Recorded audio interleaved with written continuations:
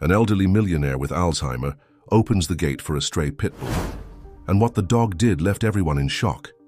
The sun was setting over the elegant Walker mansion, casting long shadows across its majestic gardens. Mr. Edward Walker, a 78-year-old man with silver hair and eyes that once shone with the shrewdness of a successful investor, gazed at the horizon from his large window. His hands, now trembling, held an old photograph of a beautiful woman smiling beside him on the beaches of Miami. "Margaret," he whispered in a broken voice, caressing the image of his companion of 50 years. The echo of his voice bounced off the marble walls of that room that was too large, too empty since she had departed 2 years ago. The mansion, located in one of the most exclusive areas of New York City, was a fortress of luxury and loneliness. Security cameras monitored every corner, and a team of employees moved discreetly, following a routine as meticulous as it was stifling. Everything was designed to protect not only the patriarch of the Walker family, but also the considerable fortune he had amassed during decades of successful investments. "Mr. Walker, it's time for your medicine," announced Rose, the housekeeper who had been working in the house for more than 20 years. Her maternal voice hid a constant concern for the man who in the last 3 years had begun to show signs of a silent battle against Alzheimer's. Edward turned slowly, tucking the photograph into the pocket of his cashmere vest. "Thank you, Rose. You know, today I remembered when Margaret and I danced for the first time. It was at the Plaza Hotel during a New Year's Eve party. She wore a blue dress that—" He stopped abruptly, frowning. The memory, so vivid a moment ago, was fading like fog between his fingers. This was how it was now. The most precious moments of his life appeared and disappeared capriciously, mocking his desperate attempt to retain them. Rose approached with the tray of medications, sadly observing how her employer struggled to maintain the thread of his thoughts. On the nearby desk, several legal documents awaited his attention: notifications of meetings with lawyers, letters from his children expressing concern about his ability to handle his financial affairs, and proposals to restructure control of his companies. "Master Charles and Miss Anna called this morning," Rose commented as she handed him the pills. "They want to organize a family meeting next weekend." Edward took the medications with a gesture of resignation. His children, who barely visited him when he was in full possession of his faculties, now showed a sudden interest in his well-being. "They want my money, Rose. That's all they care about." The housekeeper didn't respond. It wasn't her place to comment on family conflicts, but she had witnessed how Mr. Walker's diagnosis had unleashed a storm of barely disguised ambitions among his heirs. As night fell, while security guards made their usual rounds through the illuminated gardens, Edward remained seated in his library.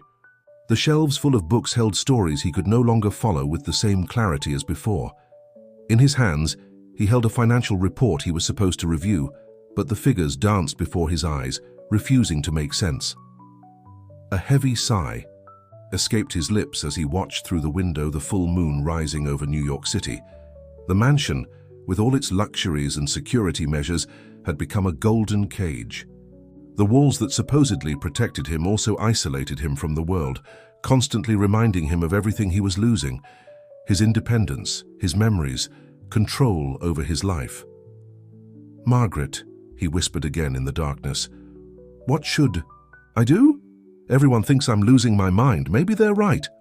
Silence was his only answer, interrupted only by the distant sound of cars on the avenue and the occasional movement of guards at their posts.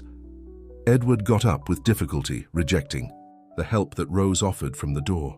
At least he could do this alone, walk to his room, although each step echoed in the empty corridors of that mansion that was once full of laughter and life. The morning light filtered through the large windows of the main dining room of the Walker mansion, where the polished mahogany table gleamed like a mirror. Edward observed his distorted reflection on the surface, while listening to his children's voices resonate through the room. It was Sunday, and as they had suggested, the family was gathered to discuss the future. "Dad, you have to understand that we only want what's best for you," insisted Anna, his eldest daughter, a 45-year-old woman who had inherited Margaret's elegance but not her warmth. "Dr. Richards explained to us that your condition will only worsen over time. Charles, the younger one, a man in an impeccable suit and barely disguised ambition, nodded while checking his phone for the umpteenth time. "The shareholders are worried, Dad. We need to establish a transition plan before the situation gets more complicated." Edward looked up from his plate of almost untouched fruit. At 78, he had built a financial empire from scratch, survived economic crises, and made decisions that affected thousands of employees. Now his own children treated him as if he were incapable of deciding which fork to use for dessert. "And what exactly do you suggest?" he asked, with a calmness that contradicted the storm inside him. Rose, who was serving coffee in silence, exchanged a worried look with him. Anna spread several documents on the table, covering Edward's reflection. "We have consulted with the best specialists in family law. Preventive legal guardianship is the best option. Charles and I would take care of managing your assets while I become a prisoner in my own home," Edward interrupted, his voice firm despite the tremor in his hands. "Is that what you're proposing?" "Please, Dad, be reasonable," Charles intervened, finally putting away his phone. "Last week you forgot a crucial meeting with the board of directors. Before that, you signed documents without reading them. We can't allow the work of your entire life to crumble because of me," Edward completed. The silence that followed was more eloquent than any answer. From her position by the sideboard, Rose observed the scene with a heavy heart. She had known these children since they ran through the halls of the mansion when money and power hadn't hardened their hearts. Now, dressed in designer clothes and talking about legal guardianship, they seemed like strangers. "Your father built all of this when you could barely walk," Rose intervened, unable to contain herself. "He deserves respect." "Don't get involved in family matters," Anna snapped, shooting an icy look at the housekeeper. "Dad, firing Rose would be a good first step. You need professional staff, not servants who take liberties." Edward hit the table with a force that surprised everyone. "Enough! Rose stays. This is my house, my life, and as long as I retain an ounce of lucidity, I'll continue making my own decisions." He stood up with difficulty, rejecting Charles's help. "And if you're so concerned about the family empire, perhaps you should spend more time working and less planning how to strip me of what little dignity I have left." Hannah gathered the documents with trembling hands of anger. "Don't be stubborn, Dad. You'll only make us have to take more drastic measures." "Are you threatening me?" Edward asked, a sad smile forming on his face. "Margaret would be so disappointed to see what you've become." The mention of their mother fell like a bomb in the room. Anna paled, and for a moment, something akin to remorse crossed her face. Charles, however, maintained his impassive expression. "We're leaving," Charles announced, taking his sister by the arm. "But this isn't over, Dad. We'll be back with the lawyers if necessary." Edward remained standing by the table until the sound of the front door announced his children's departure. Only then did he allow his shoulders to slump, for the weight of age and sadness to manifest in his posture. "Mr. Walker," Rose whispered, approaching with concern. "I'm fine," he replied, though they both knew it was a lie. "I just need to be alone for a moment." That night, insomnia visited Edward Walker again. His children's words echoed in his mind as he tossed and turned in the king-size bed that now seemed too big for him alone. The clock on his nightstand marked 2 in the morning when he decided it was futile to keep trying to sleep. He got up carefully, his joints protesting the movement. The mansion was plunged into an unsettling silence, interrupted only by the soft hum of the air conditioning system. Edward put on his silk robe and began to walk through the hallways, something that had become a nightly habit since the first symptoms of Alzheimer's began to manifest. Sometimes walking helps to order thoughts, his doctor had told him, but tonight each step through the carpeted corridors only seemed to lead him deeper into a labyrinth of worries. He reached the kitchen, where moonlight filtered through the windows, creating silver patterns on the stainless steel appliances. As he poured himself a glass of water, a strange noise caught his attention. It was coming from outside, near the main gate. Edward approached one of the security screens installed on the kitchen wall. The cameras showed the gardens illuminated by ornamental streetlights, the guards in their booths, and something else. A shadow was moving near the main gate, accompanied by a sound that seemed like a pitiful whimper. Without thinking too much, Edward headed towards the front door. George, the night guard, intercepted him immediately. "Mr. Walker, is everything all right? You shouldn't be up at this hour," the guard said with evident concern in his voice. "There's something outside, George. Don't you hear it?" Edward replied, approaching the main security monitor. The guard adjusted the cameras, focusing better on the gate area. "It's probably a stray dog, sir. Don't worry, we'll call animal control tomorrow if it's still around." But Edward was no longer listening. His eyes were fixed on the screen, where he could now clearly see the figure of a large dog, probably a Pitbull, lying next to the gate. The animal seemed to be in poor condition, and something in its vulnerable posture touched a sensitive fiber in the old man's heart. "Open the gate," Edward ordered. "Excuse me, sir?" George looked at him as if he had completely lost his mind. "Mr. Walker, with all due respect, we can't open the gate at this hour, and especially not to let in a stray dog. Miss Anna, to—" "Hell with what Anna says," Edward exclaimed with a vehemence that surprised even himself. "This is still my house, and I'm giving you a direct order." The guard hesitated, clearly torn between his duty to protect the mansion and his employer's authority. At that moment, Rose appeared in the foyer, alerted by the voices. "Mr. Walker, what's happening?" asked the housekeeper, adjusting her robe. "There's an injured dog outside, Rose, and I'm going to help it," Edward responded with a determination he hadn't shown in months. Rose approached the monitor and observed the animal. Then she looked at her employer, recognizing in his eyes something that had been absent since Mrs. Walker's departure: purpose. "George," Rose said after a moment, "open the gate." The guard looked alternately at Rose and Mr. Walker, finally yielding to their combined authority. With a sigh of resignation, he pressed the button that controlled the electric gate.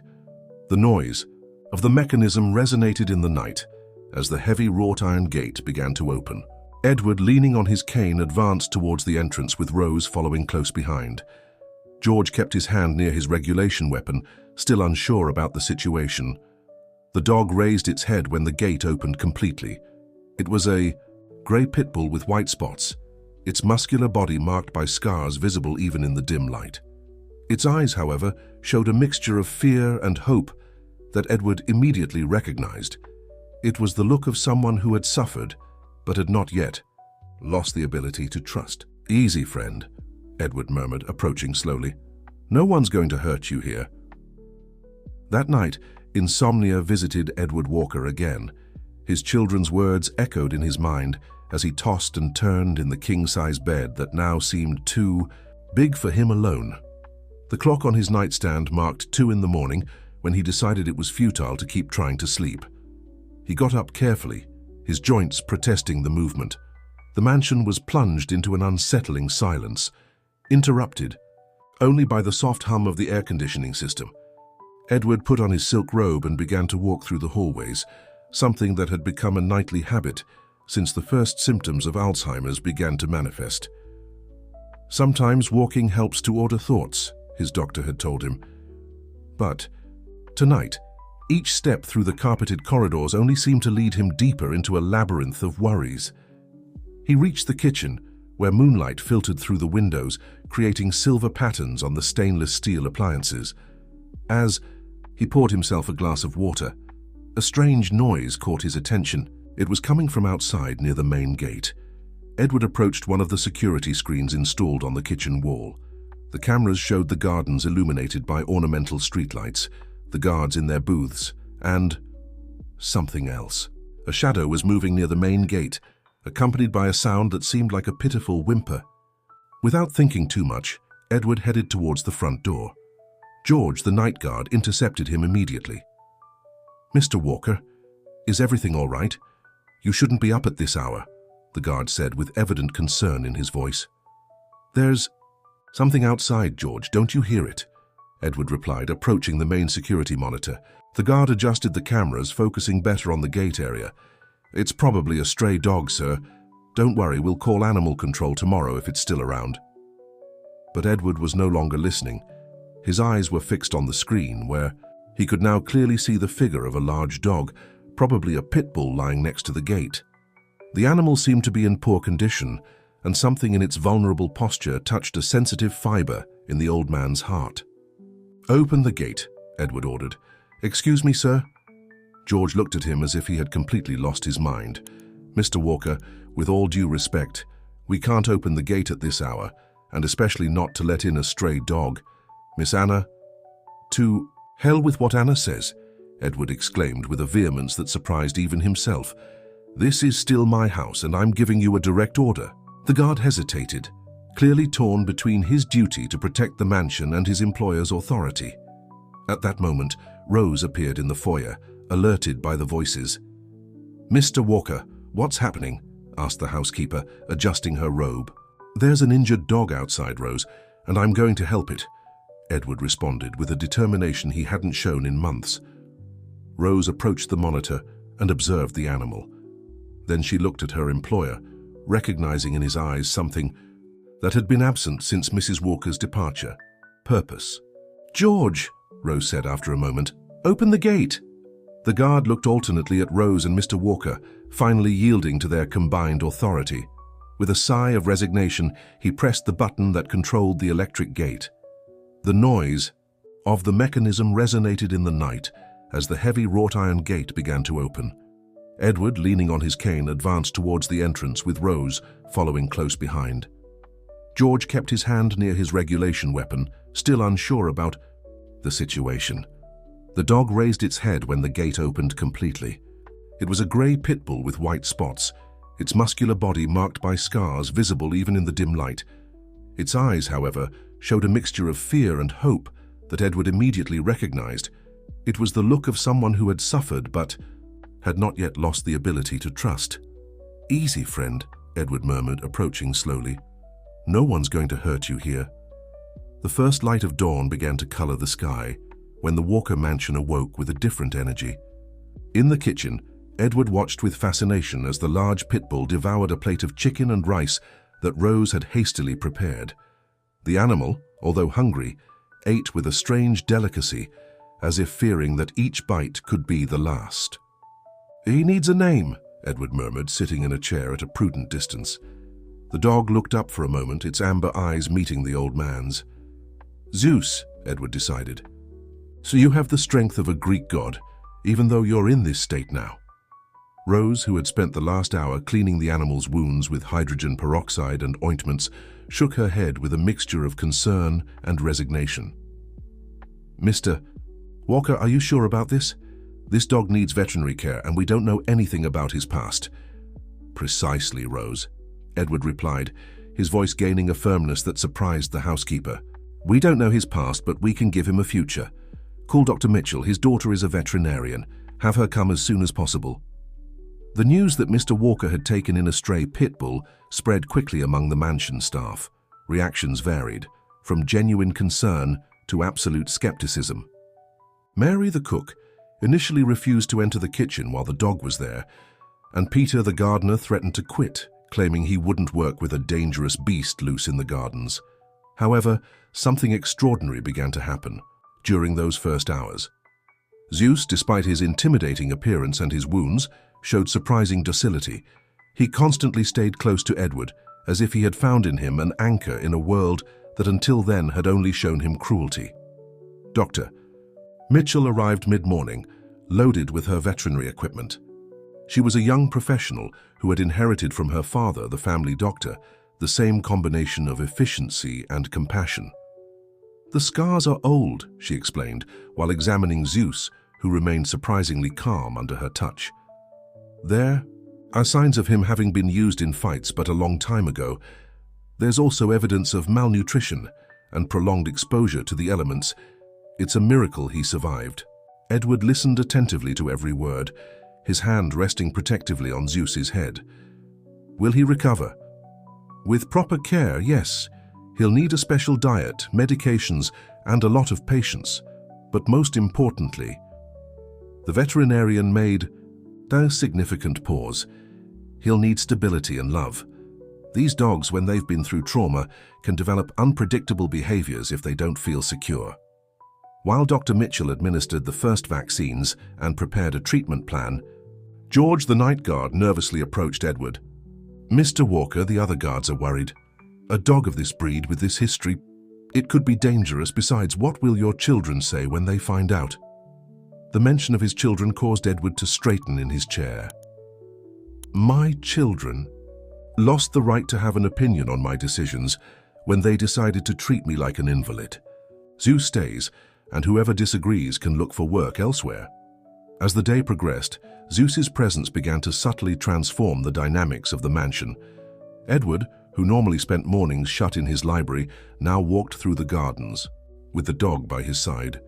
The staff, initially wary, watched in amazement as the imposing Pitbull moved with gentleness around the old man, adapting his pace to his new master's slow rhythm. "Look, Rose," Edward commented during one of these walks, "I think he's alone too. Maybe that's why we found each other." The housekeeper, who had been observing the interaction from the terrace, couldn't help but notice that her employer's voice sounded clearer, more present.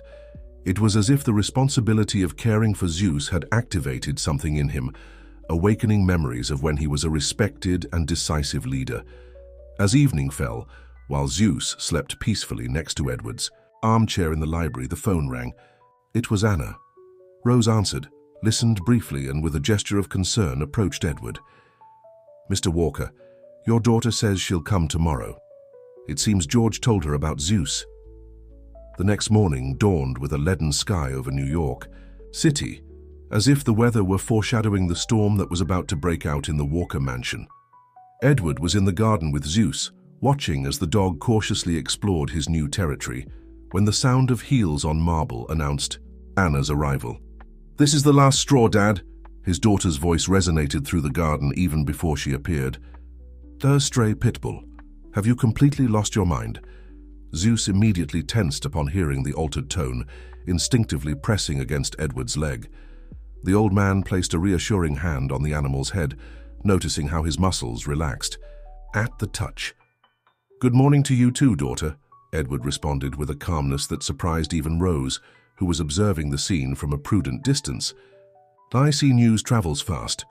Anna stopped several meters away, her eyes fixed on Zeus with a mixture of fear and disgust. She wore an impeccable business suit and carried a briefcase that suggested she had interrupted her workday for this visit. "George called me last night, completely upset. How could you bring an animal like this into the house? It's dangerous. These dogs are designed to—" "Zeus," Edward interrupted, "isn't designed for anything other than being a loyal companion. Dr. Mitchell examined him yesterday. He's a survivor, Anna, just like me." "Dr. Mitchell's daughter?" Anna let out a sarcastic laugh. "A newly graduated veterinarian. Dad, this only confirms what Charles and I have been saying. Your decisions are becoming increasingly irrational." Edward slowly rose from his garden chair, leaning on his cane. Zeus remained by his side, perfectly synchronized with his movements. "Irrational? Like when I decided to give a chance to that young businessman no one believed in. The same one who is now your husband and partner in one of the group's most successful companies." Anna paled slightly.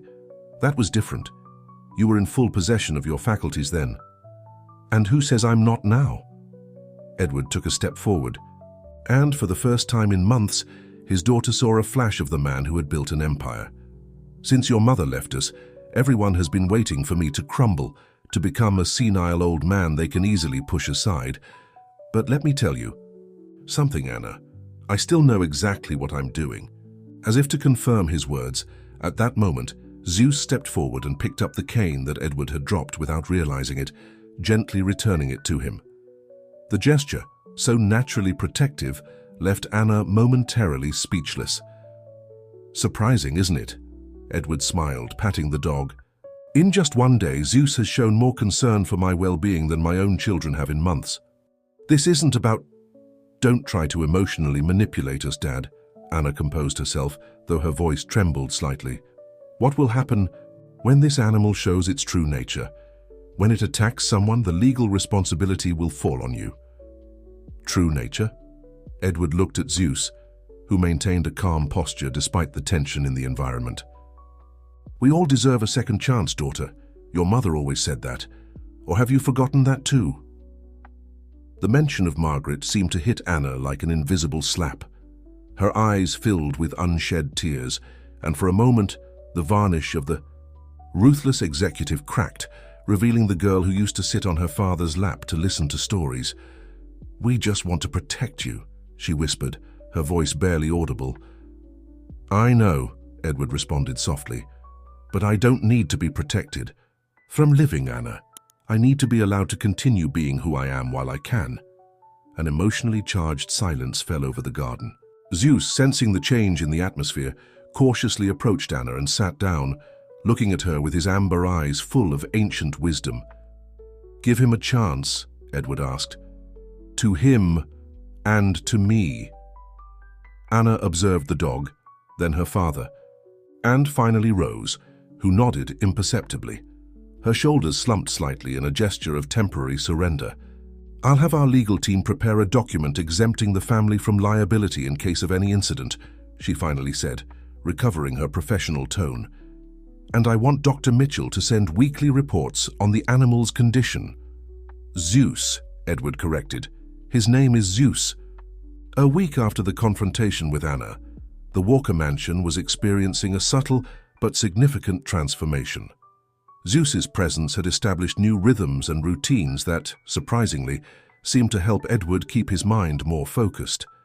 That morning, as the sun was just beginning to warm the gardens, Edward found himself smiling as he felt Zeus's wet nose against his hand. The dog had developed the habit of waking him every day at the same time, as if he had assumed the responsibility of being his personal clock. "Good morning, friend," Edward murmured, sitting up in bed. Zeus responded with a soft whimper and headed towards the closet where Edward kept his medications, sitting in front of it expectantly.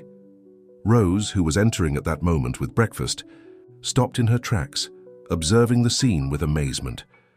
"Mr. Walker, did you teach Zeus to remind you about your medicines?" "No," Edward replied, getting up with more agility than he had shown in months. "He learned it on his own.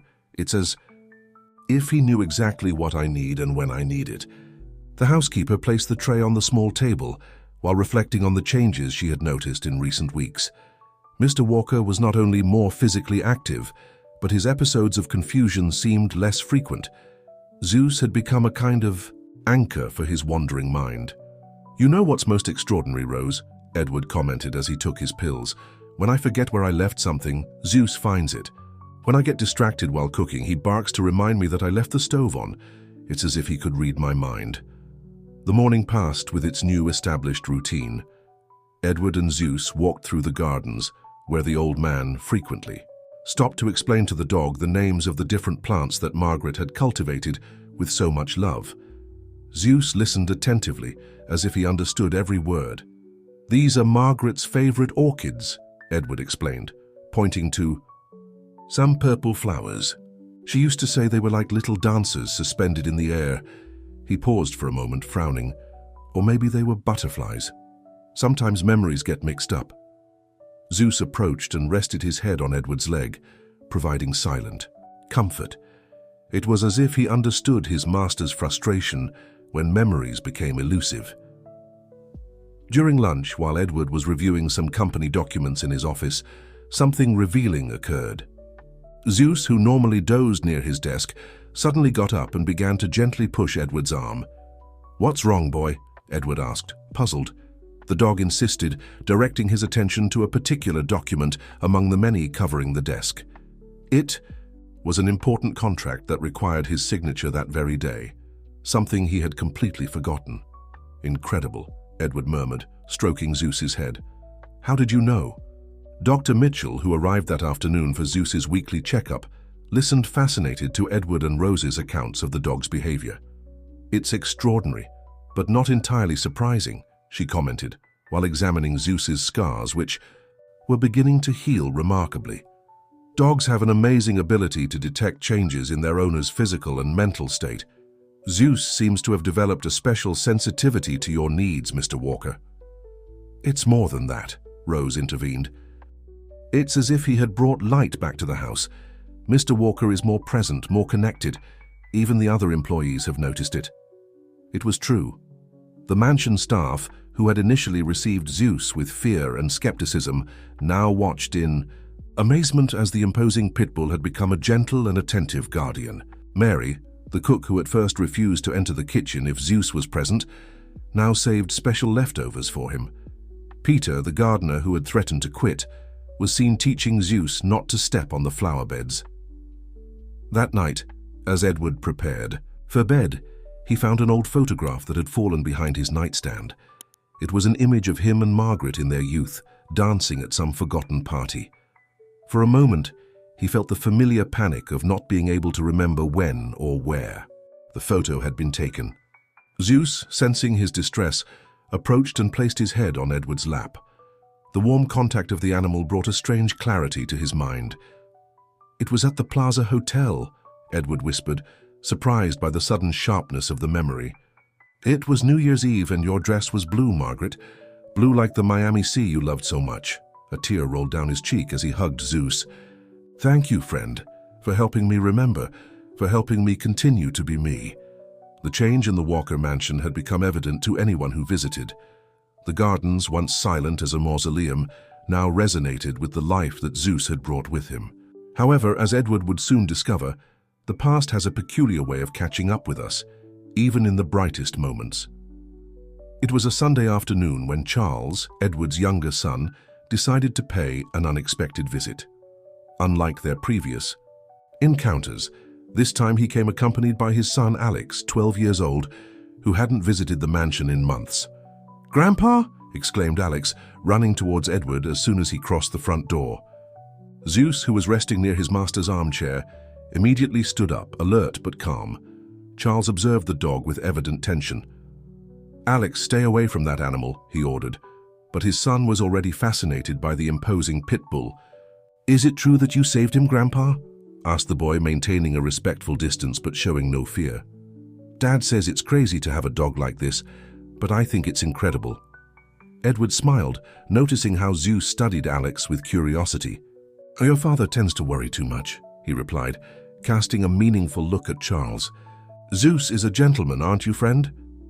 As if understanding, Zeus slowly approached Alex, sitting in front of him and offering his paw in a gesture he had recently learned. The boy laughed delightedly, while Charles observed the scene with a mixture of concern and amazement. "Dr. Mitchell's reports have been surprisingly positive," Charles admitted, sitting next to his father. "Anna says even the employees are calmer now." Edward nodded, watching how his grandson began to play cautiously with Zeus. "It's extraordinary how a being that has suffered so much can have so much goodness in his heart," he reflected. The afternoon was proceeding peacefully until a loud noise from the street startled everyone. It was the sound of a modified motorcycle, one of those that produce explosions similar to gunshots. Zeus's reaction was instantaneous and revealing. The dog transformed completely. His muscles tensed. He began to tremble and sought refuge under the grand piano, whimpering in a way that broke the heart. It was the first time Edward had seen him like this. "Zeus!" called Edward, worried, but the animal seemed to be trapped in some traumatic memory, oblivious to the voices trying to calm him. "This is exactly what we feared," Charles muttered, pulling Alex away from the area. "An animal with a violent past is unpredictable." But Edward wasn't listening to his son. With slow and deliberate movements, he knelt beside the piano, ignoring the pain in his joints. "It's okay, friend," he whispered softly. "You're safe here. No one is going to hurt you." Rose, who had come running upon hearing the commotion, observed the scene, holding her breath. Zeus was still trembling, but his eyes were fixed on Edward, as if his voice were an anchor in the midst of the storm of his memories. "I have fears too," Edward continued, extending his trembling hand towards the dog. "Every morning I fear waking up and not remembering who I am, but you help me stay present, to remember what's important." Gradually, Zeus's trembling began to diminish. Cautiously, he emerged from his hiding place and approached Edward, resting his head on the old man's lap. "Incredible," whispered Alex, who had been watching everything with wide eyes. "It's as if Grandpa spoke his language." Charles, who had been about to call animal control, found himself reflecting on the scene he had just witnessed. The connection between his father and Zeus was undeniable, and for the first time he began to understand something he had been overlooking. "Pain recognizes pain," Rose said softly, "and love heals the deepest wounds." Edward gently stroked Zeus, who was gradually regaining his usual calm. "We all have scars," he said, looking meaningfully at his son. "Some are visible, others are not. The important thing is not to let them define us." Later that night, after Charles and Alex had left, Edward remained in his library with Zeus at his feet. The incident had revealed a new layer of complexity in his companion, but it had also strengthened his determination. "We should write our story, Zeus," Edward murmured, stroking the dog's head, "so that others understand that courage isn't about not being afraid, but about facing fear together." The news about the millionaire who had adopted a stray Pitbull began to circulate first among the neighbors in the exclusive neighborhood, then in business circles, and finally reached the local press. The story of Edward and Zeus touched a sensitive chord in all who heard it. It was a tale of second chances, redemption, and unconditional love. One morning, as Edward and Zeus were taking their usual walk through the gardens, they noticed a small group of people gathered in front of the mansion's gate. They were mainly elderly individuals, some accompanied by their caregivers, others by family members. All wanted to meet the duo that had become the talk of the town. "Mr. Walker," Rose called from the terrace, "Mrs. Thompson from the Senior Day Center is requesting a meeting with you. She says your story has inspired many of their residents." Edward observed the group through the gate's bars. Zeus, sitting by his side, maintained a serene and dignified posture, as if understanding the importance of the moment. "Have them come to the main garden," Edward decided, "and ask Mary to prepare coffee and cookies for everyone." Mrs. Thompson, a woman in her 60s with a maternal and determined air, wasted no time in explaining her visit. "Mr. Walker, your story with Zeus has created an extraordinary impact at our center. Many of our residents who suffer from loneliness or memory problems have found hope in your example." As they talked, Zeus gently approached each visitor, allowing them to pet him and showing extraordinary patience with those who, like his master, had slower or unsure movements. "Is it true that the dog helps you with your condition?" asked an elderly man who introduced himself as Mr. Johnson. "My wife. She also has Alzheimer's. Some days she doesn't even recognize me." Edward nodded understandingly. "Zeus doesn't cure Alzheimer's," he explained, "but he helps me stay present. It's like having a guardian angel who knows exactly what I need before I even know it myself." As if to demonstrate his words, Zeus suddenly got up and headed towards the mansion, returning moments later with Edward's medication case in his mouth. It was time for his morning dose. "Extraordinary," exclaimed Mrs. Thompson. "Mr. Walker, would you consider sharing your experience with our residents? Many could benefit from hearing your story." The suggestion awakened something in Edward, a spark of purpose that went beyond his relationship with Zeus. "Why limit ourselves to sharing the story?" he reflected aloud. "Perhaps we could do something more." That afternoon, after the visitors had left, Edward called an urgent family meeting.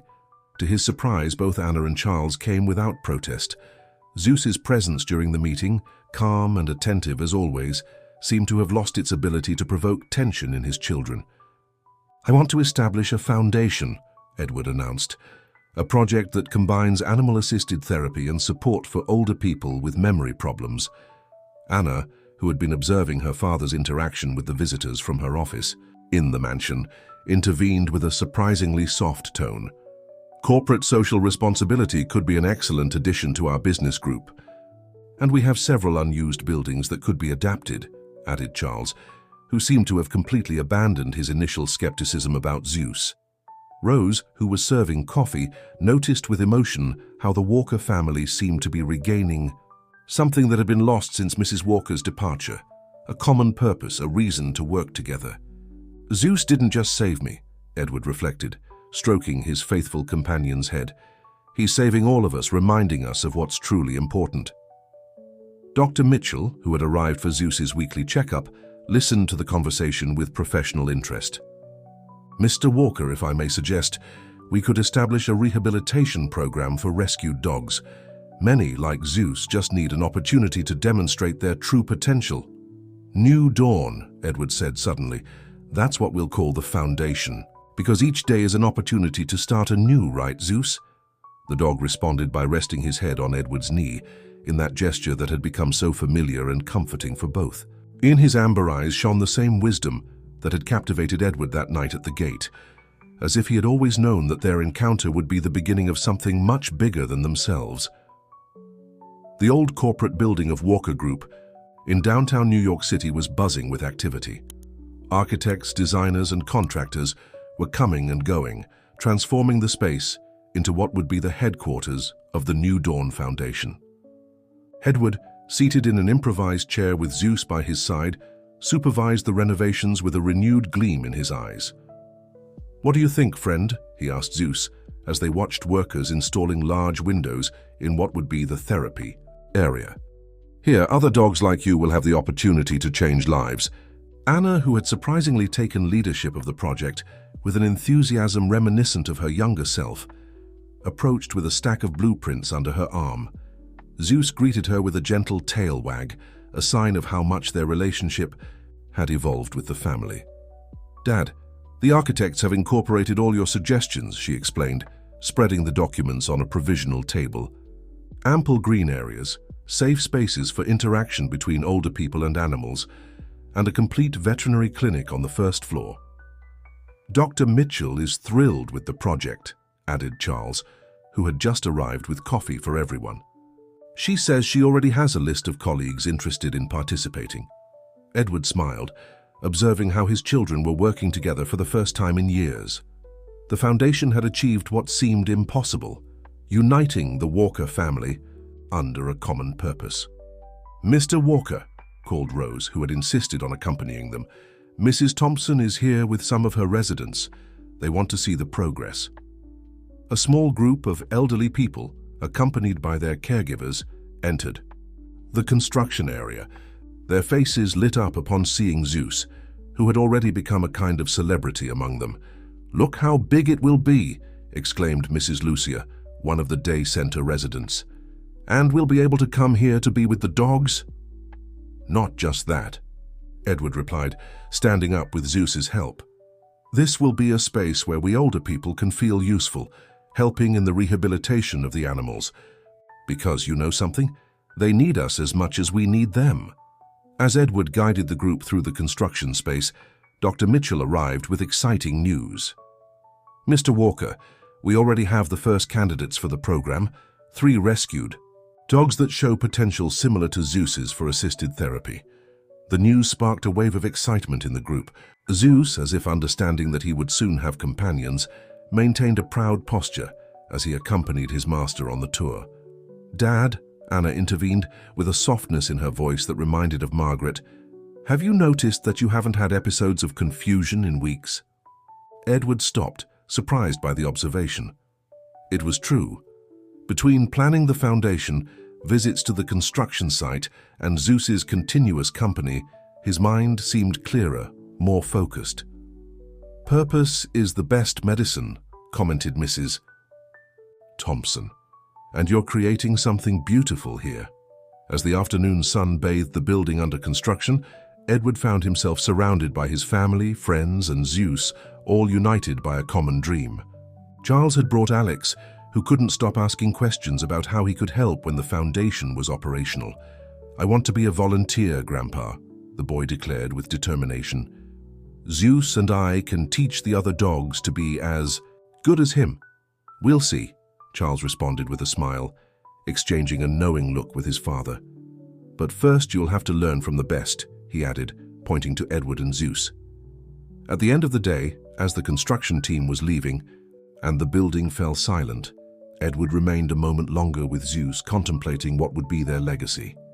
"You know, Zeus, when I found you that night, I thought I was saving you," he whispered, stroking the dog's back. "But the truth is that you're saving all of us, reminding us that there's always hope, always a new dawn." The inauguration of the New Dawn Foundation was scheduled for the following month, and the building already showed its new face. Local newspapers had begun publishing articles about the initiative, highlighting Edward and Zeus's story as the catalyst for this innovative project. However, the media attention would bring unexpected consequences. One quiet morning, as Edward was reviewing the mail in his office with Zeus dozing at his feet, Rose entered with a worried expression on her face. "Mr. Walker, there's something you need to see," she said, handing him the day's newspaper. In the society section, Next to an article about the upcoming inauguration of the foundation, there was a photograph of Zeus. The image had caught the attention of someone who recognized the distinctive marks on his coat. "They've been calling the mansion all morning," Rose explained. "A man who claims to be Zeus's former owner. He says he can prove it." Zeus, as if sensing the tension in the atmosphere, stood up and rested his head on Edward's knee, who automatically began to pet him to calm his own anxiety. "What exactly does this man say?" asked Edward, his voice trembling but firm. "He says that that his real name is Warrior, and that he got lost 6 months ago during an accident." Rose pronounced the last word with evident disgust. "He has documents and photographs." Edward looked at Zeus, remembering his condition when he found him that night at the gate. Malnourished, injured, terrified. The scars on his body told a story of cruelty that no one needed to explain.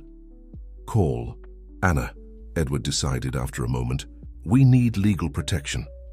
Anna arrived in less than an hour, already a fierce defender not only of her father's interests, but also of Zeus. The transformation in her attitude towards the dog was one of the many miracles Zeus had worked in the family. "I've already spoken with our legal team," she informed as she sat in front of her father's desk. "The man's name is Jack Reynolds. He has a questionable history." Edward stroked Zeus, who hadn't left his side. "I won't let them take you. Friend, you're part of this family." "Dad," Anna spoke softly, "we must handle this carefully. If this man really has documents—" "Documents?" Edward interrupted with a vehemence that surprised everyone. "What documents can justify the state in which we found Zeus? The scars on his body tell the true story." At that moment, Charles entered the office, followed by Dr. Mitchell. The veterinarian had meticulously documented Zeus's condition since his arrival at the mansion. "I have all the photographs and medical records from the day he arrived," the doctor explained, spreading a file on the desk. "The level of abuse is evident. No judge would allow Zeus to return to an abusive situation. Furthermore," added Charles, "we've already registered Zeus as part of the Foundation's program. He's officially a therapy dog in training. He has legal protections." Edward observed his children, marveling at how they had become such passionate defenders of Zeus. It was an extraordinary change from those first days of skepticism and fear. "Mr. Walker," Rose intervened from the door. "Mr. Reynolds is here. He insists on seeing Warrior." Zeus tensed at hearing that name. An almost imperceptible tremor ran through his body. Edward stood up, leaning on his cane, with a determination that recalled his best days as a businessman. "Tell him he's not alone," he whispered to Zeus. "We'll face this together." Anna picked up the phone to call the family lawyers, while Charles positioned himself protectively next to his father. Dr. Mitchell organized her documents, preparing to medically defend Zeus's welfare. "Have him come to the garden," Edward instructed. "Rose, I want him to see exactly what Zeus means to this family and what we're willing to do to protect him." As they waited, Edward remembered the words he had shared with the day center residents. "We all deserve a second chance." Now more than ever, he was willing to fight for that belief. The garden of the Walker Mansion, normally a haven of peace, had become the stage for a tense confrontation. Jack Reynolds, a middle-aged man dressed in expensive but questionable taste clothing, waited on the terrace holding a folder with documents and old photographs. Edward, with Zeus firmly by his side, came out to the garden accompanied by his children and Dr. Mitchell. The contrast between both groups was evident. The Walkers, united and protective, facing a man who emanated an unsettling sense of veiled threat. "Warrior," called Reynolds, taking a step forward. Zeus pressed closer to Edward's leg, his body tense but showing no aggression. "I see you've gone soft, buddy." "His name is Zeus," Edward corrected, his voice firm despite the tremor in his hands. "And he's part of our family." Reynolds smiled, a gesture that didn't reach his eyes. "I have all the documents that prove my ownership," he said, waving the folder. "Pedigree certificate, veterinary records, even photos from when he was a puppy." Anna stepped forward, her professional posture emanating authority. "We also have documents, Mr. Reynolds, photographs and medical records that show the state in which we found Zeus. Would you like to explain the scars, the signs of malnutrition, Accidents happen, Reynolds replied with a shrug. Warrior was always temperamental. He needed a firm hand. Dr. Mitchell intervened, her voice trembling, with barely contained indignation. You call these systematic injuries accidents? The scars show a consistent pattern with organized fights. Watch your accusations, Doctor, Reynolds warned, although a flash of concern crossed his face. I just want to recover my property. I'm willing to be reasonable for the right price. So that's what this is about, Charles muttered in disgust. You saw the news about the foundation and thought you could profit from it. Edward, who had been silently observing the interaction, stepped forward, leaning on his cane. Zeus moved with him, perfectly synchronized with his movements. Mr. Reynolds, Edward began, his voice laden with an authority that recalled his best years as a businessman. I'm going to be very clear. Zeus is not property. He's a living being who has found his place in this world, helping people who need him. Very touching, Reynolds sneered. But the law, Anna interrupted, also has a lot to say about animal abuse. Our legal team would be very interested in investigating your past activities. Reynolds paled slightly. You have no proof of anything. Are you sure? Asked Charles, taking out his phone. It's surprising what can be found when you start investigating, especially with the right resources. Edward moved closer to Reynolds, and for the first time the man seemed intimidated by the old man. I propose something, said Edward. You can try to take this to court, where we'll thoroughly examine every aspect of your relationship with Zeus. Or you can do the right thing for once. The right thing? Reynolds let out a forced laugh. And what would that be, according to you? Sign a document renouncing any claim over Zeus, Anna intervened. In exchange, the New Dawn Foundation might be interested in funding rehabilitation, programs for people who want to leave behind certain activities. The offer hung in the air, loaded with meaning. Reynolds looked at Zeus, then at the walkers, and finally at the documents in his hands. We all deserve a second chance, Edward added softly. Even you, Mr. Reynolds. The silence that followed was broken by the sound of birds in the garden. Zeus, who had remained alert but calm throughout the encounter, sat next to Edward, his posture reflecting a dignity that contrasted sharply with Reynolds's uneasiness. I'd have to review the terms of that agreement, Reynolds finally said, his initial arrogance visibly crumbling. Our lawyers will contact you, Anna responded. Now, if you'll excuse us, my father needs to rest. As Reynolds was escorted off the property, Edward sank into a garden chair, exhausted but relieved. Zeus immediately rested his head on his lap, offering the comfort that always seemed to know when it was most needed. Are you all right, Dad? Asked Charles, concerned. Edward smiled, petting Zeus. Better than ever, son. Because today we not only protected Zeus, but perhaps we helped prevent other animals from suffering what he suffered. The New Dawn Foundation headquarters shone under the morning sun. There were just 3 days left until the official inauguration, and the building was a hive of activity. Edward observed from the window of his new office how workers were installing the main sign on the facade, with Zeus faithfully by his side. It's bigger than I initially imagined, Edward reflected aloud, while absent-mindedly petting Zeus's head.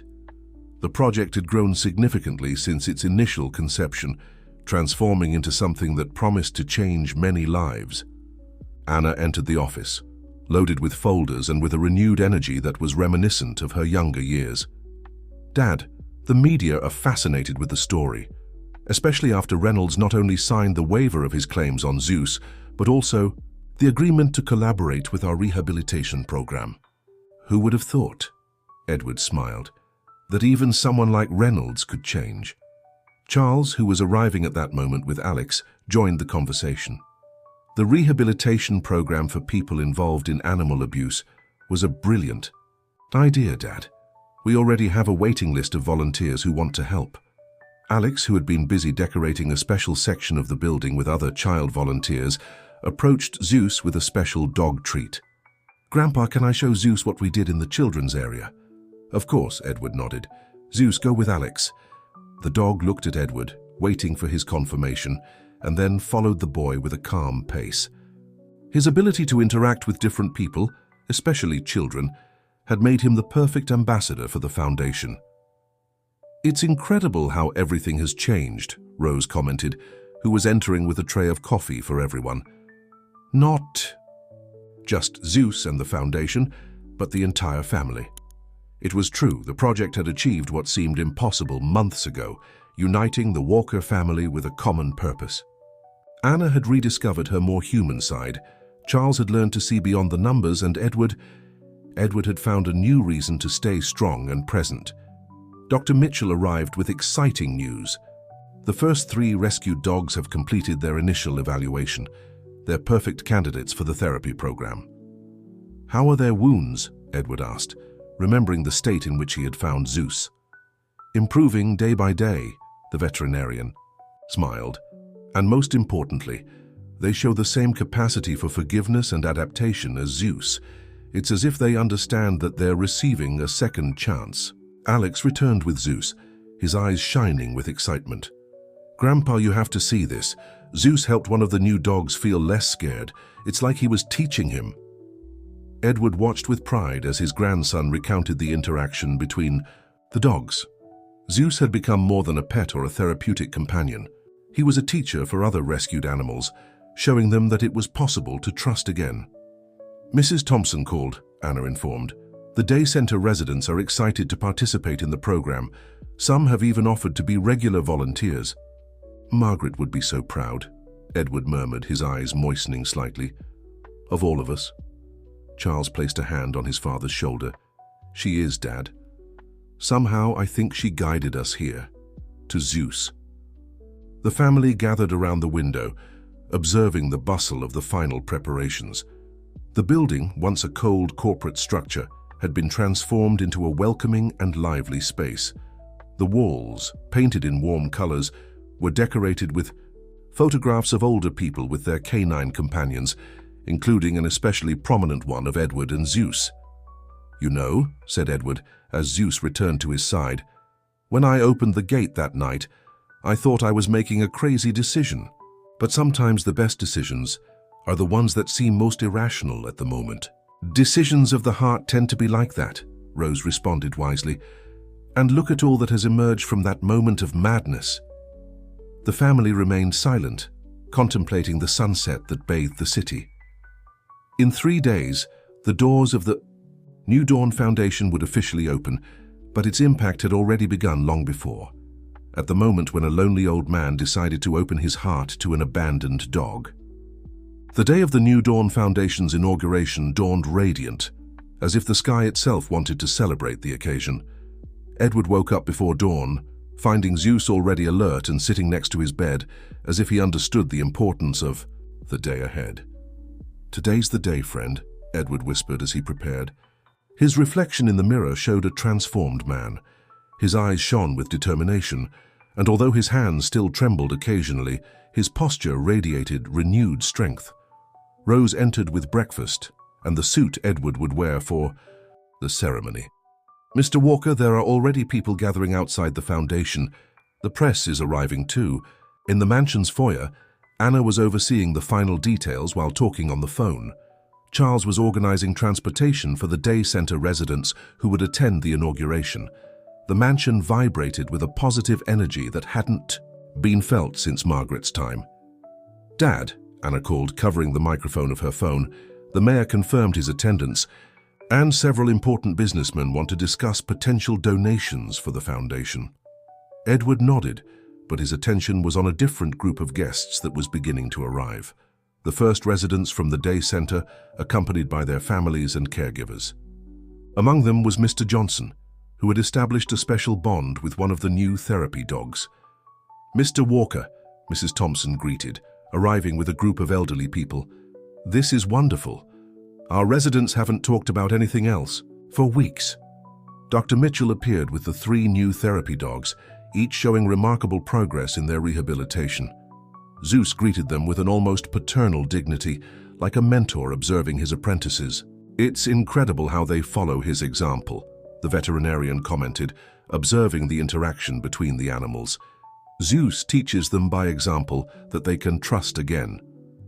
Alex, dressed in the official New Dawn Foundation youth volunteer uniform, came running up. "Grandpa, you have to see how many people are here, and they all want to meet Zeus." The inauguration ceremony was scheduled for mid-morning. The foundation building, completely transformed, gleamed under the sun. The reception area had been converted into a welcoming space with photographs telling the story of Zeus and Edward, along with information about the foundation's programs. As guests began to take their places, Edward marveled at how different groups naturally mingled. Businessmen chatting with elderly people from the day center, veterinarians exchanging ideas with social workers, children playing with therapy dogs, under Zeus's supervision. "Mr. Walker," Rose called softly, "it's time for your speech." Edward headed to the podium, with Zeus faithfully walking by his side. As he looked at the audience, he saw familiar faces and new ones, all united by a common purpose. His family was in the front row. Anna, who had stopped constantly checking her phone, Charles, who was holding a camera to document the moment, and Alex, whose eyes shone with admiration for his grandfather. "A few months ago," Edward began, his voice clear and firm, "I found myself lost in my own home, struggling against the fear of losing my memories, my identity. Then one night I heard a noise at my gate." As Edward recounted the story of how Zeus had transformed not only his life but that of his entire family, many in the audience were discreetly wiping away tears. Mrs. Thompson nodded with understanding. Mr. Johnson hugged his wife, and several of the former skeptics among the mansion staff smiled in recognition. "The New Dawn Foundation," Edward continued, "is not just a place to rehabilitate dogs or help older people. It's a testament that it's never too late to start anew, to find a purpose, to heal." Zeus, sitting next to the podium, maintained his dignified posture, as if he perfectly understood his role in this story. The other therapy dogs, distributed among the audience, contributed to creating an atmosphere of calm and acceptance. "Today," Edward concluded, "we're not just inaugurating a building. We're inaugurating a space where hope and second chances are more than words, where age is not a limit, where the scars of the past do not define the future, and where love and understanding can transform lives." The first week of operation for the New Dawn Foundation exceeded all expectations. The corridors, once silent, now resonated with a symphony of voices, laughter, and the occasional joyful bark. Edward spent most of his days there, observing with satisfaction how his vision came to life. "Mr. Walker," Mrs. Thompson called one morning, "you have to see this." She guided him to the main therapy room, where Mr. Johnson, who had barely spoken, since his wife's condition had worsened, was sitting on the floor next to Luna, one of the rescued dogs. "He's telling her about how he met his wife," Mrs. Thompson whispered. "It's the first time he's talked about her since she got worse." Luna just sat next to him and started listening. Zeus, who accompanied Edward on his daily rounds, observed the scene with what seemed to be approval. His presence at the foundation had become a source of calm and security for everyone, both humans and canines. In another room, Alex was leading a group of child volunteers, helping to socialize the newly arrived dogs. The youth program, initially a small idea, had become one of the foundation's most successful aspects. "You have to be patient," Alex explained to other children, repeating the words he had learned from his grandfather. "These dogs have been through a lot, just like some older people. They need time to trust again." Anna, who was watching from the door, couldn't help but smile. Her son, previously absorbed in video games, had discovered a passion for helping others. "He's becoming more and more like you, Dad," she commented as Edward approached. Dr. Mitchell had established an innovative protocol that combined dog rehabilitation with therapy for older people. "It's amazing," she explained during an evaluation meeting. "The elderly feel useful helping the dogs recover, and the dogs respond incredibly well to their patience and affection." One afternoon, as Edward was reviewing progress reports in his office, Rose entered with a surprise. "Mr. Walker, do you remember Jack Reynolds?" The name of Zeus's former owner caused Edward to tense slightly, but Zeus remained calm at his feet. "He's downstairs," Rose continued, "but it's not what you think. He's come to offer information about other places where dogs are kept in poor conditions. He says he wants to help. Edward exchanged a look with Zeus, who maintained a serene expression. Show him in, he decided. Reynolds entered the office a changed man. The arrogance had been replaced by a cautious humility. Mr. Walker, he began, I've been thinking a lot since our last encounter. Seeing what you've accomplished here, what Zeus has accomplished, made me realize many things. Redemption begins with a step, Edward responded, remembering his own struggles, and recognizing our mistakes is usually the hardest. Zeus, in a gesture that surprised everyone, got up and approached Reynolds. There was no fear or aggression in his approach, only a quiet acceptance that seemed to touch something deep in his former owner. I want to help, Reynolds said, his voice breaking. I know places, people. I can help other dogs have the same opportunity you gave Zeus. Charles, who had quietly entered during the conversation, intervened. We could establish a broader rehabilitation program, not just for the dogs, but also for people who want to change. As our motto says, Edward smiled. There's always a new dawn. The meeting with Reynolds marked another turning point for the foundation. His information would allow them to expand the reach of the rescue program, while his own transformation would become a testimony to the power of change. At the end of the day, Edward found himself sitting in the Foundation's therapeutic garden, watching the sun set over New York City. Zeus rested at his feet, and around them other dogs and their human companions enjoyed the quiet evening. You know, Zeus, Edward murmured, when Margaret used to say that love could transform lives, I always thought she was a hopeless romantic. But now I understand. It wasn't just about love between people, but love in all its forms. Zeus lifted his head and looked at Edward with those wise eyes that seemed to understand every word. In the distance, the laughter of child volunteers blended with the happy barks of dogs and the animated conversations of the elderly. We've created something beautiful here, Edward continued, his mind clearer and more focused than ever.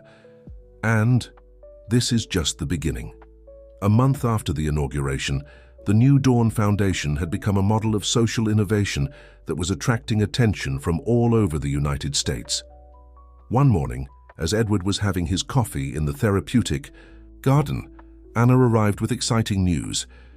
Dad, you won't believe this, she exclaimed, waving a prestigious national magazine. They've published a special report on the foundation. They consider us pioneers in intergenerational therapy and animal rehabilitation. Zeus, who was enjoying the morning sun next to Edward, raised his head with interest. His photo appeared on the magazine's cover, along with an image of Edward and several program residents. Representatives from 3 different states have contacted us this week, added Charles, joining them with a tablet full of emails. They want to replicate our model. San Francisco is already looking for an appropriate building. Edward smiled, observing the bustle of activity around him. In the garden, Mr. Johnson was leading a reading session where several elderly people were reading stories to neighborhood children, with therapy dogs curled up next to the young listeners. The scene was a living testament to how different generations could enrich each other. Dr. Mitchell says universities want to study our program, commented Alex, who had become the official coordinator of the youth program despite his young age. They say they've never seen such positive results in the recovery of people with Alzheimer's. It was true. The residents participating in the program showed significant improvements in their mood and cognitive ability. The simple act of caring for the dogs and sharing with children had created a support network that transcended generational barriers. You know what's most extraordinary? Edward reflected, as Zeus rested his head on his knee. I haven't had episodes of confusion in weeks. It's as if every day here, every story we share, every life we touch, helps keep my memories in place. Rose, who was bringing a new round of coffee, nodded knowingly. It's purpose, Mr. Walker, and love, as Mrs. Walker always used to say. The mention of Margaret no longer brought pain but a sweet nostalgia. Edward could imagine how proud she would be to see how their family had united around this project, how her legacy of love and compassion had multiplied in unexpected ways. Jack Reynolds has been a great help, Charles commented, consulting his notes.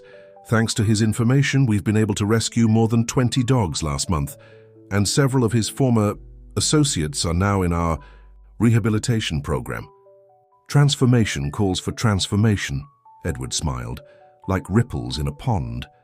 A delegation of Japanese businessmen was touring the facilities, fascinated by the integration of different therapeutic programs. In another area, a team of documentarians was filming the interactions between residents and dogs, capturing moments of genuine connection and mutual healing. The mayor proposes declaring the foundation as a project of social interest, Anna announced. This would allow us to access more resources and expand the programs. And I have more news, added Charles with a smile. The International Association of Animal-Assisted Therapy wants us to present our model at their next Congress in London. Edward looked at Zeus, remembering that night when he opened the gate, moved by an impulse that now seemed almost divine. What do you think, friend? Should we share our story with the world? Zeus responded with a gentle tail wag, his calm gaze reflecting the same wisdom that had captivated Edward from the first moment. You know, Edward continued, addressing his family, when I started losing my memories, I thought I was losing my life. But Zeus taught me that each day is an opportunity to create new memories, to touch other lives, to be part of something bigger than ourselves. Anna took her father's hand while Alex sat on the ground next to Zeus. The Walker family, once fragmented by ambition and fear, had become an example of how love and purpose could restore what seemed lost. Margaret always said that true success isn't measured in dollars and cents, Edward remembered, his voice clear and firm. It's measured in the lives we touch, in the hearts we heal, in the light we leave in the world. The news of the invitation to the London Congress had triggered a wave of activity at the New Dawn Foundation. Edward, seated in his office with Zeus by his side, was reviewing the slides that Anna had prepared for the international presentation. It's incredible to think that all this began with an impulsive decision in the middle of the night, Edward reflected as he flipped through images documenting the transformation of lives at the foundation. Zeus lifted his head, as if also remembering that fateful night. His gaze, always wise and calm, met Edward's in a moment of mutual understanding. "Mr. Walker," Rose called from the door, "the video conference with the London team will start in 5 minutes. Technology, which had once intimidated Edward, had now become a familiar tool thanks to Alex's patience in teaching him how to handle video calls. Zeus, as always, remained by his side during these sessions, providing a reassuring presence. "Good morning from London," greeted Dr. Sarah Evans, coordinator of the International Congress. "Or I should say good afternoon in New York. Mr. Walker, we're excited to have the opportunity to learn more about your innovative program." Edward, with a mental clarity that continued to surprise everyone, began to explain the philosophy behind the foundation.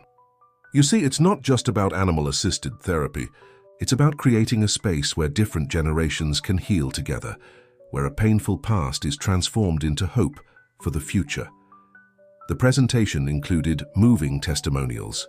Mr. Johnson, now fully involved in the program, teaching other residents how to groom the dogs. Alex leading the youth program with a maturity beyond his years, and even Jack Reynolds sharing his story of personal transformation. "It's fascinating," commented one of the European specialists. "You've managed to create a model that not only helps animals and older people, but is also transforming the social perception of aging and rehabilitation." Anna, who was coordinating the logistical aspects of the trip to London, briefly interrupted to show the latest statistical data. "The results are undeniable," she explained. "We've documented significant improvements in cognition, mood, and socialization of our residents. And it all started with Zeus," added Edward, stroking his faithful companion's head. "He taught us that second chances aren't just for the young or the strong, but for all those who keep hope in their hearts." After the video conference, the family gathered in the therapeutic garden to discuss the travel preparations. Charles had been researching Zeus's transportation to England, ensuring that everything would be in order for the dog to accompany Edward. "The organizers are delighted that Zeus will attend," Charles commented. They say his presence will be crucial in demonstrating the special bond that can develop between humans and animals. Have you thought about what you'll say in your keynote speech, Dad? Asked Anna, who had been working on the presentation. Edward looked around, observing the life bustling in the foundation. Residents participating in different activities, dogs interacting with children and the elderly, staff working with dedication and love. I'll talk about everyday miracles, he responded, about how an act of compassion can trigger a chain reaction of kindness, about how wisdom has no age and love has no limits, and about how a dog can change the world, added Alex, who had been listening attentively. Hey, exactly, Edward smiled. Zeus not only saved me from losing myself in my own fears, he showed us all a path towards redemption and hope. That night, from the balcony of his hotel overlooking Central Park, Edward reflected on the unexpected reach of that nocturnal impulse to open his gate. Zeus, resting at his feet, seemed equally contemplative. Who would have imagined, my friend, Edward murmured, that your arrival would not only change our lives but inspire changes all over the world? The return to New York after the London Congress marked the beginning of a new phase for the new Dawn Foundation. The Walker Mansion, which had once been a symbol of isolation and loneliness, now vibrated with renewed energy. Edward, seated in his favorite garden chair, watched the sunset while Zeus rested at his feet. You know, Zeus, Margaret always said that life surprises us when we least expect it, Edward reflected, his voice soft but clear. She was right. As always, the garden, now expanded to accommodate more foundation activities, was full of life. A group of residents participated in a therapeutic gardening session, while several rehabilitated dogs played with child volunteers under Alex's supervision, who had become a natural leader of the youth program. Anna approached with a tablet in hand, her face radiant with excitement. Dad, they've just confirmed the opening of 5 new foundation branches in different countries. Brazil, Spain, Japan, Canada, and Australia will adopt our complete model. And that's not all, added Charles, joining them with a folder of documents. The National University wants to establish a permanent research program on the benefits of our methodology in treating Alzheimer's and other neurodegenerative conditions. Edward smiled, remembering those dark days when the diagnosis seemed a final sentence. Now each day brought new discoveries, new connections, new reasons to stay present and active. Mr. Walker, called Rose, approaching with a newly compiled photo album. The residents have prepared this for you. The album contained photographs documenting the transformation not only of the foundation, but of all the lives it had touched. There were images of Mr. Johnson teaching other residents to work with the dogs, of Jack Reynolds leading awareness workshops on animal abuse, of families reuniting thanks to the project. It's amazing, commented Dr. Mitchell, who had joined the group. When we started, we thought we were creating a therapy program, but we've built a community. Zeus, as if sensing the importance of the moment, stood up and began to greet each person present, distributing that unconditional love that characterized him. There was no trace left of the scared and wounded dog that had arrived at the mansion that fateful night. The real miracle, Edward reflected, is not just what we've achieved, but how it has changed all of us in the process. It was true. Anna had rediscovered her capacity for compassion. Charles had learned to see beyond the numbers, and Alex had found his vocation helping others. The Walker family, once fragmented by distrust and ambition, had become an example of unity and shared purpose. Grandpa, Alex called, approaching with excitement. Can we tell him about the surprise? Edward looked questioningly at his children, who nodded with knowing smiles. We've created an educational scholarship, Anna explained, the Zeus Walker Scholarship, for students who want to specialize in animal-assisted therapy and geriatrics. And there's more, added Charles. The foundation will establish an annual award to recognize innovative initiatives in elderly care and animal protection. Tears welled up in Edward's eyes, but they were tears of joy. Zeus, sensing his emotion, rested his head on his lap, offering that silent comfort that always seemed to know when it was most needed. Life is curious, said Edward, petting Zeus. When Alzheimer's came into my life, I thought I was losing my future. But thanks to you, my friend, I not only regained my present, but we helped create a better future for others. The sun was beginning to set over New York City, bathing the garden in golden tones. The residents were starting to return to their activities, the dogs played quietly, and the foundation staff continued with their tasks, each contributing to this symphony of hope and renewal. "Margaret would be so proud," Rose whispered as she served the afternoon tea. "She is," Edward responded with certainty. "Of all of us." As the day came to an end, Edward contemplated the empire he had built throughout his life. But now he understood that his true legacy wasn't in the buildings or bank accounts, but in the transformed lives, in the healed hearts, in the multiplied love. Zeus, as always, remained by his side, his presence a constant reminder that second chances, unconditional love and hope know no limits of age, species or circumstance. "Thank you, friend," Edward whispered as the first stars began to appear in the sky, "for teaching me that each dawn brings with it the possibility of a new miracle."